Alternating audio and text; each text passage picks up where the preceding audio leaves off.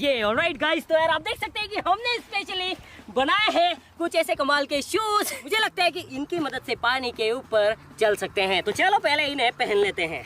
Alright guys, और अब हमें अपने दोनों पैरों को रस्सी से बांधना होगा, अगर क्योंकि रस्सी से अगर अपन पैरों को नहीं बांधेंगे तो हमारे जो पैर हैं वो पानी के अंदर ऐसे चौड़े हो जाएंगे और हमारी यानी कि मेरी फट जाएगी। क्या आप समझदार हो? ठीक है, अभी ये थोड़े से सेफ है, तो चलो पानी के अंदर चलते हैं। लेकिन गाइस उससे पहले एक चीज जो कि मुझे थोड़ी सी बुरी लगती है कि आप में से काफी लोग ऐसे हैं जो कि वीडियोस तो रेगुलर देखते हैं, वीडियोस को लाइक भी करते हैं, लेकिन पता नहीं क्यों चैनल को सब्सक्राइब नहीं करते हैं। पता नहीं क्या है, क्यों नहीं करते हैं। तो यार इतने कंजूस मत बनो, ज्यादा सोचो मत। ये जो लाल कलर का सब्सक्राइब वाला बटन है इसे दबा दो, उस घंटी बटन दबा दो।